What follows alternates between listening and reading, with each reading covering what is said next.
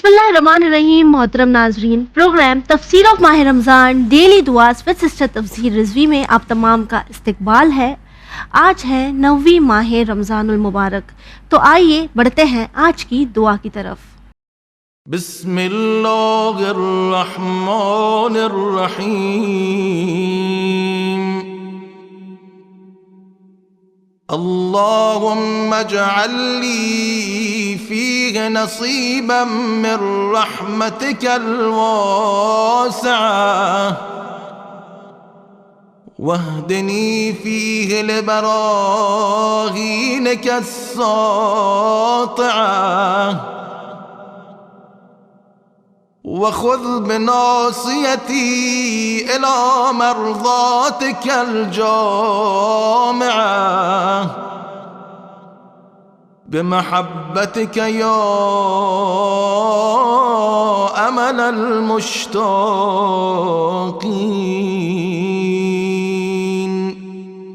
اے اللہ، اس مہینے میں اپنی وسیع رحمت میں ایک حصہ میرے لیے بھی قرار دے، اپنی واضح دلیلوں کی طرف میری ہدایت فرما، مجھے اپنی مرضی اور خوشنودی کی طرف پہنچا دے، اپنی محبت کے صدقے میں اے کمال اور بلندی کا شوق رکھنے والوں کی امید۔ سسٹر السلام علیکم۔ علیکم السلام ورحمۃ اللہ وبرکاتہ۔ جی سسٹر، ہمیشہ کی طرح ہم چاہیں گے کہ اس سے پہلے کہ آپ تفسیر کی طرف بڑھیں، ہم چاہیں گے پہلے آپ معنی بتائیں۔ اعوذ باللہ من الشیطان الرجیم، بسم اللہ الرحمن الرحیم، وبہ نستعین وہو خیر ناصر ومعین۔ ترجمہ: خدایا مجھے اپنی رحمت واسعہ کا آج کے دن حصہ عطا فرما اور اپنے روشن دلائل کے ذریعے میری رہنمائی فرما اور اپنی خوشنودی کو اپنی جامع مرضی کے گرفت میں لے لے، اپنی محبت کے وسیلے سے اے مشتاقوں کی امید۔ ٹھیک، سب سے پہلے اللہ سے جو طلب کیا جا رہا ہے وہ یہ کہ خدا جو تیری رحمت وسیع ہے، اس رحمت میں سے تھوڑا سا رحم کرنے والا جو جذبہ ہے وہ مجھے بھی عطا کر۔ ٹھیک، اللہ کیسا رحیم ہے ہم اور آپ درک نہیں کر سکتے، ہم سمجھ نہیں سکتے اس کا رحم کا انداز۔ اگر ہمیں دیکھنا ہے کہ اللہ کیسا رحیم ہے، ہم اہل بیت کی ذات کو دیکھیں، اور اہل بیت کی ذات کو دیکھنے کے بعد پھر ہم جو یہ مانگ رہے ہیں نا کہ خدا اپنی رحمت واسعہ میں سے تھوڑا سا حصہ ہمیں دے دے، یہ تب تک ہمیں حاصل نہیں ہوگا جب تک ہم لوگوں پر رحم کرنا نہیں سیکھیں گے۔ بالکل ٹھیک، ایبسلیوٹلی۔ اگر ہم مانگ رہے ہیں کہ تیری رحمت کا تھوڑا سا حصہ دے دے تو رحم تو کریں، ہم انسانوں پر رحم تو کریں۔ ہم کتنا کرتے ہیں؟ ہم اس اسلام کے چاہنے والے اور اس کے ماننے والے ہیں جس میں جانوروں پر بھی رحم کرنے کی تاکید ہے، اور اگر کوئی جانور پر رحم کرے تو اس کا اجر ہے۔ ہاں، میں ائمہ کی مثال نہیں دیتی ہوں، آپ جا کے تاریخ پڑھیں، حضرت موسیٰ کے بارے میں آپ کو ملے گا کہ ایک چھوٹے سے بکری کے بچے پر جب انہوں نے رحم کیا تھا تو اللہ نے ان سے کہا تھا، موسیٰ اگر آج تم نے اس بکری کے بچے پہ رحم نہیں کیا ہوتا نا تو آج تمہاری نبوت خطرے میں تھی۔ اس قدر اسلام رحم کے معاملے میں سخت ہے۔ اور اگر عام طریقے سے کوئی واقعہ پیش کرنا چاہیں تو ایک ایسا انسان تھا جس کی 2 بیویاں تھیں۔ پہلی بیوی کو اس نے نہیں بتایا تھا کہ میں نے دوسری شادی کر رکھی ہے۔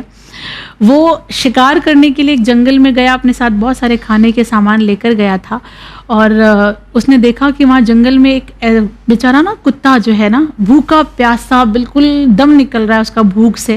اس نے چاہا کہ اس کی جان بچ جائے تو جو کچھ بھی اس کے پاس تھا اس نے تھوڑا تھوڑا تھوڑا کر کے اسے کھلا دیا۔ جب وہاں سے شکار کر کے وہ واپس لوٹنے لگا تو اس نے سوچا میں پہلی بیوی کے پاس جاؤں گا، مگر کچھ ذہن میں آیا اور اس نے اپنے ارادے کو تبدیل کیا اور تبدیل کر کے دوسری بیوی کے پاس گیا، جبکہ پہلی بیوی کا حال یہ تھا کہ اس کو پتہ چل چکا تھا کہ اس نے دوسری شادی کی ہے۔ وہ انتظار کر رہی تھی زہر تیار کر کے کہ یہ آئے گا اور میں اس کو یہ زہر کھلا کر مار دوں گی، کیونکہ اس نے مجھے بتائے بنا دوسری شادی کر رکھی ہے۔ واقعہ بھی دیکھیں نا، چوتھے امام کے دور کا ہے۔ دوسرا دن جب آیا تو یہ امام سے ملاقات کے لیے آیا، اور امام سجاد نے مسکرا کر کہا، جانتے ہو زندہ کیوں ہو؟ کہا مولا کیوں؟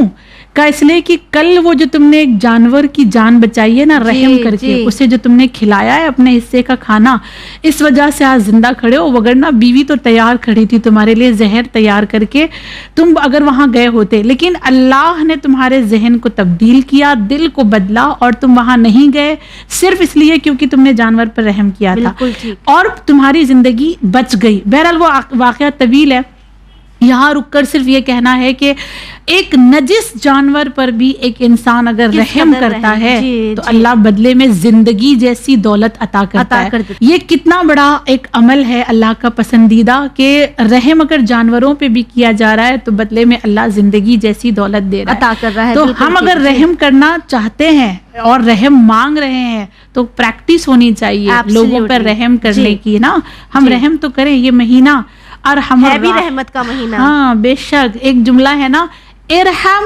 ترحم، یعنی رحم کرو تاکہ تم پر رحم کیا جائے، ہے نا؟ بالکل ٹھیک۔ سسٹر یہیں پر رک کر ایک سوال جو ماہ رمضان سے کافی زیادہ ریلیٹ کرتا ہے کہ جہاں ہم بات کرتے ہیں رحم کرنے کی اور ہم چاہتے ہیں کہ پروردگار عالم بھی ہم پر رحم کرے، اپنی رحمتیں ہم پر نازل کرے، تو ماہ رمضان کے اس مہینے میں آپ کو نہیں لگتا کچھ رحم ان خواتین پر، ان عورتوں پر ہونا چاہیے جو اپنا پورا دن کچن میں نکال دیتی ہیں دوسروں کی فرمائشیں پوری کرتے کرتے، جنہیں تو وقت ہی نہیں ملتا کہ وہ بھی دسترخوان پر روزہ کھلنے سے پہلے آ کر بیٹھ کے اللہ سے دعا کرے کہ اللہ ان پر رحم کرے، تاکہ خواہشیں رحم نہیں کرتی؟ کہ بے شک آپ کا جو اعتراض ہے وہ بالکل صحیح ہے کہ ماہ رمضان میں خواتین کو بھی پورا کا پورا حق ہے کہ وہ اپنی عبادتوں پہ توجہ دیں، جس طرح دعاؤں میں اللہ کی رضا مانگی جا رہی ہے، عبادت مانگی جا رہی ہے اور قیام اور صیام مانگا جا رہا ہے، صرف مردوں سے مخصوص تو نہیں ہے نا، یہ دعائیں تو خواتین کے لیے بھی ہے نا، کامن دعا ہے۔ تو جیسے مرد یہ چاہ رہے ہیں کہ میں روزہ دار، میں اور نماز گزار بن جاؤں، عورت بھی تو چاہتی ہے، لہٰذا مردوں کی تھوڑی سی ذمہ داری یہ ہے کہ کچھ حد تک ان کو راحت دیں، کچھ ان کی مدد کر دیں، کوئی حرج نہیں ہے اگر مرد مدد کر دے، آپ کو بھی ثواب ملے گا اگر انہیں مل رہا ہے تو بے شمار ثواب آپ کے حصے میں بھی آئے گا، اور دونوں مل کر اس ماہ رمضان میں اپنی اور ان کی جنت کے خریدار بن جائیں۔ بالکل ٹھیک، ایبسلیوٹلی سسٹر۔